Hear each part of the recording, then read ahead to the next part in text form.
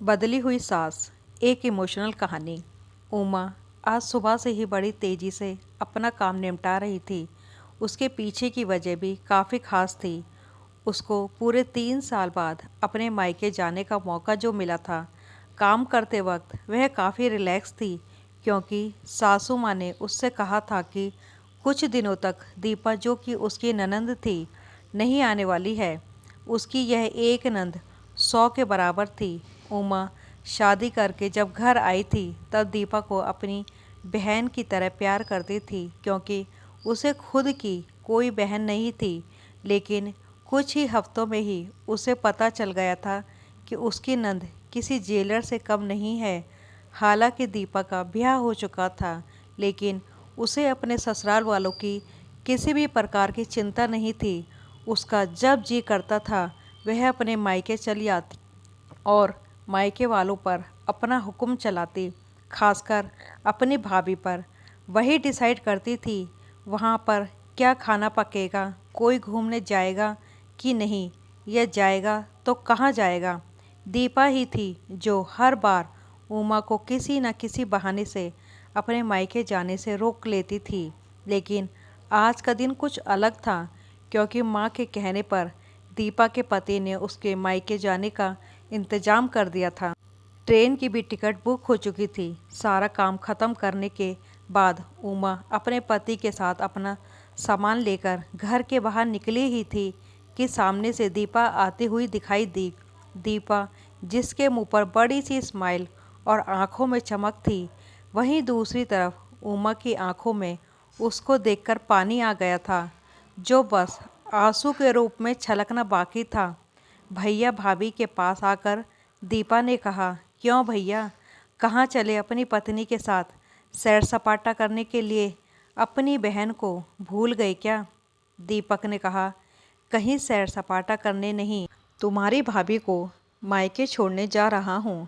अच्छा, मैं आई और भाभी जाएगी, क्या आपकी पत्नी को मेरा आना पसंद नहीं है?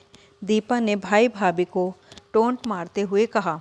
मन में उदासी और आंखों में नमी लिए उमा पलटकर घर के अंदर जाने लगी, क्योंकि उसने मान लिया था कि इस बार भी दीपा की वजह से उसको मायके जाना कैंसिल हो जाएगा। लेकिन तभी सामने से उसकी सास आई और बोली, तुम दोनों अभी तक रेलवे स्टेशन नहीं गए क्या? गाड़ी के पीछे दौड़ते हुए जाओगे? दीपा बीच में टपकते हुए बोली, यह क्या कह रही हो माँ? मैं आई हूँ और आप भाभी को मायके भेज रही हो क्या? अब आपको मैं इतनी खटकने लगी हूँ? माँ ने दीपा को डांटते हुए कहा, तेरा क्या है बेटा, तेरे लिए ये मायका थोड़ी ही है। यह तो तेरे लिए एक परवस स्थल है, जहाँ तू जब जी चाहे, जब अपने ससुराल में बोरियत महसूस करे, आ जाती है। लेकिन वह बेचारी तो ऐसा नहीं करती, बल्कि वह तो जब जाना चाहिए तब भी अपने मायके नहीं जाती। इसलिए उसका अभी मायके जाना बहुत ज़रूरी है। मैं तेरे या मेरे या किसी और की वजह से उसका इस बार मायके जाना बिल्कुल रद्द नहीं होने दूंगी। पहले यह बता तू, तो कुछ दिनों के लिए नहीं आने वाली थी ना? फिर कैसे आ गई? मैंने तो ऐसे ही कह दिया था। मैं देखना चाहती थी कि मेरे ना आने से भैया खुश होता है कि मुझे बुलाता है। दीपा ने कहा, हाँ हाँ, क्यों नहीं, कोई बुलाए या ना बुलाए, पर्यटन स्थल पर तो हर कोई जा सकता है। अब की बार मेरी बहू को उसके पर्यटन स्थल पर, यानी कि उसके मायके जाने दे। बेचारी ने सिर्फ अपने भाई की शादी देखी है और अब तो उसके भाई के बच्चा भी हो गया है। उसका मुंह तक नहीं देखा उसने। उसे भी अपने हिस्से का सुख भोगने दे। माँ ने दीपा को फटकारते हुए और उमा के साइड लेते हुए कहा। अपनी सास के मुंह से अपने लिए ऐसे शब्द सुनकर उमा की आंखें छलक गई। उसने अपनी सास को गले से लगा लिया। सास ने कहा, बहुत हो गया प्यार, जल्दी जाओ वरना ट्रेन छूट जाएगी। अपनी माँ का बदला हुआ रूप देखकर दीपा बहुत हैरान थी। उसे यकीन नहीं हो रहा था कि यह वही माँ है जो उसका हर कहा मानती थी और हमेशा उसका पक्ष लेती थी, चाहे बहू सही हो या गलत।